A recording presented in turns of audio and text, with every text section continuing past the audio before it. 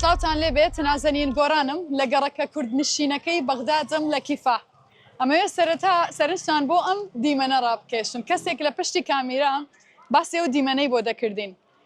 دەیگوت 3 مانگ دەبێت ئێرە بەو شێوازە تێکدراوە. اینجا لەم ڕۆژانە هەر جاری و بەربژێرێک دێ بەڵێنی ئەوە دەدا ڕێگاکەمان بۆ چاک بکاتەوە لە بەرامبەر ئەوەی دەنگی پێ بدەین. بۆیە لێرەشین چونکە میوانەکەی ئەمڕۆشمان کچە کوردێکی فەیلیە. پێشتر بەشداری نەکردووە لە هەڵبژاردن لە کاتێکدا مافی دەنگدانی هەبووە، بەڵام ئەم جارە دەیەوێت دەنگ بدات. بۆچی پێشتر بەشداری نەکردو ئێستا دەنگ دەدات؟ ئەمە وەڵامەکەی لە نێو بەرنامەکە دەستمان دەکەوێت. بەڵام ئەوەی ئەمەوێ سەرنجانی بخەمە سەر، ئەمڕۆ گفتوگۆ لەبارەی معاناتی کوردانی فەیلی دەکەین تاوەکو ئێستا لە بەغداد. چونکە خەڵکێک هەن لە نێو گەڕەکە کوردنشینەکەی بەغداد باس لەوە دەکەن کە کوردانی فەیلی هەتاوەکو ئێستا ڕوبەڕووی چەندین کێشە و گرفت دەبێتەوە. بۆی ئەمڕۆ جگە لە هەڵبژاردن باس لە کوردانی فەیلیش دەکەین.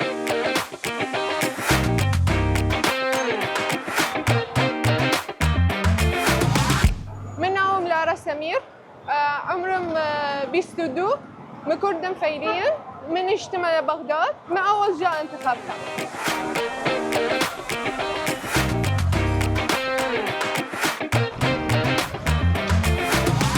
هەندێک باسی کوردی فەیلی بکەین. وەزعی کوردی فەیلی چۆنە لە بەغدا؟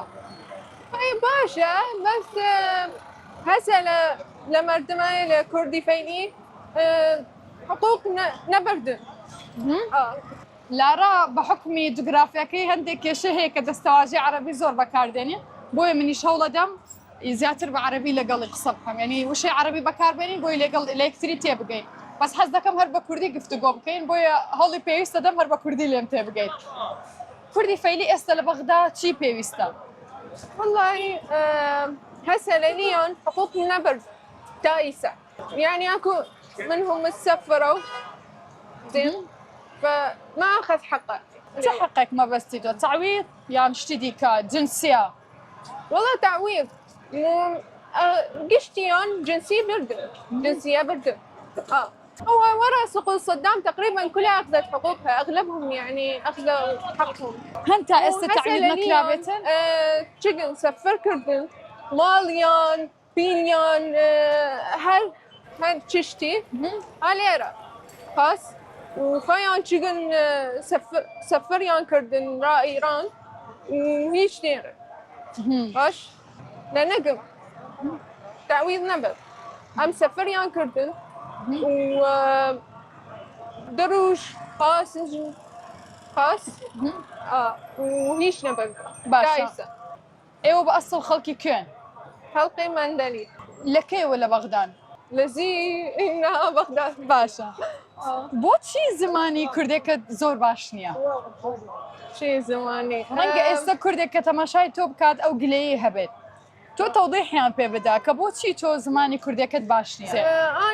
من بە کوردی قسە ناکەم لەبەرەوەی ئێمە لە بەغداین و دەورمان هەمووی عەرەبە، بۆیە بێگومان کوردیەکەم باش نابێت. بەڵام کە بچووک بووم قسەکردنم هەمووی کوردی بوو. زۆر کوردی فەیلی هەن کوردی نازانن، یانی کە دەبینن من کوردی قسە دەکەم و خۆم بەڕێ دەکەم ئەوان هەر کوردی نازانن، یانی نەپیتێک نەوشەیەک.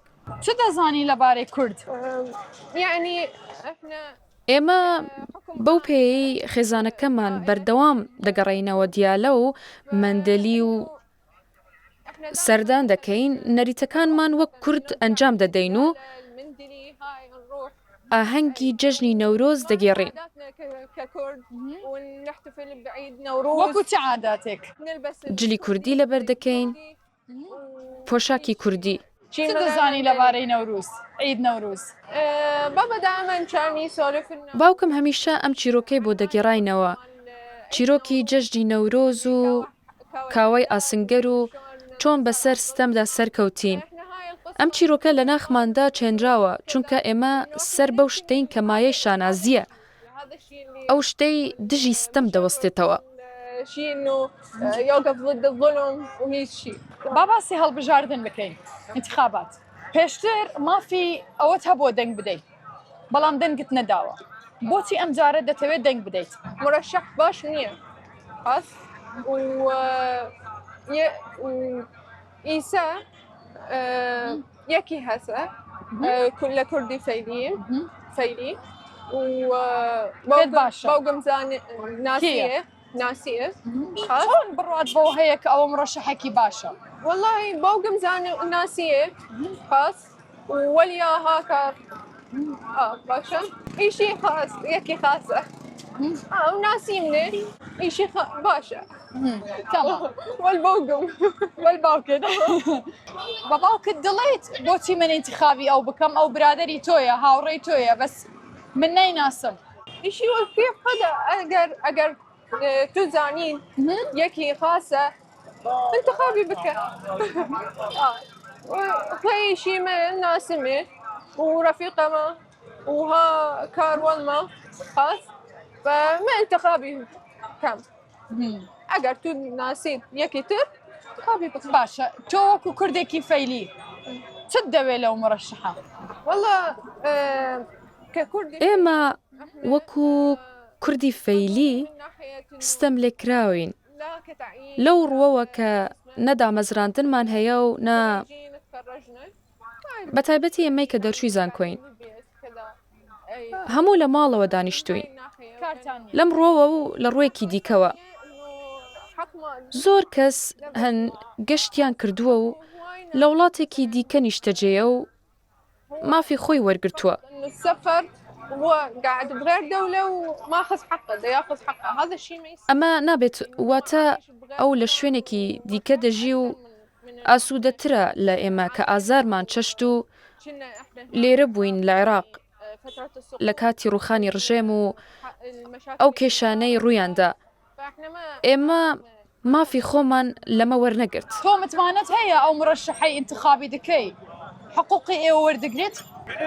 طبعا إذا كان بێگومان ئەگەر کورد بێت بە کورتی دڵنیام هەموو بربژێرێک سەیری خزم و کەسی خۆی دەکات اللي راح ينتخبوك فئة یان ئەو خەڵکانەی وەک چینێک دەنگیان پێدەدەن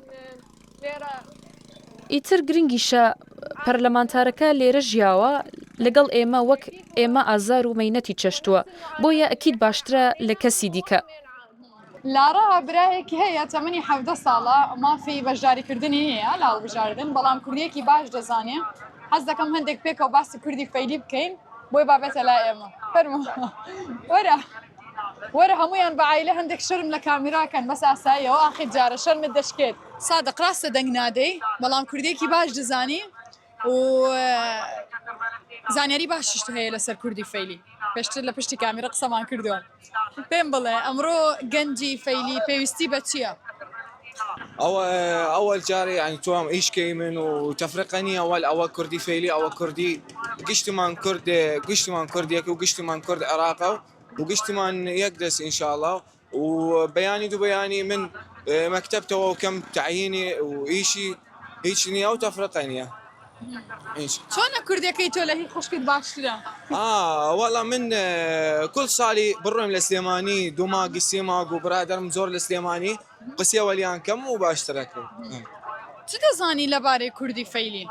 والله مزانم لكردي فيلي أوا شون بين العراق وإيران لوقت شار كرد صدام لإيران تفرقة كرد نيمي لإيران ونيمي لعراق وكردي فيلين قشتيان برين لدانشتاين لبغاء وقتي وبغاء دانشتوان وبغاء وقتي تسفيرات كرد وقشتيان سفريان كردين چ دەزانی لەبارەی هەڵبژاردن انتخابات؟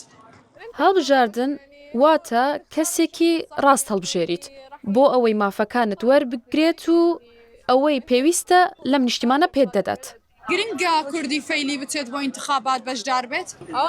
برا مهمة بۆ فرە مهمە؟ لازم إنه إحنا پێویستە ئێمە شوێن پەنجەمان دیار بێت بیسەلمێنین کە لە نێوان ئەوانی دیکە ئێمەش هەین ژمارەیەکی زۆر کوردی فەیلی هەن و پێویستە مافەکانیان بۆیە پێویستە هەموو کوردێکی فەیلی بەشداری هەڵبژاردن بکات بەڕای تۆ دەنگی گەنجان لە هەڵبژاردندا گرنگە؟ بەڵێ بێگومان گرنگە هەر گەنجە وڵات بەڕێوە دەبات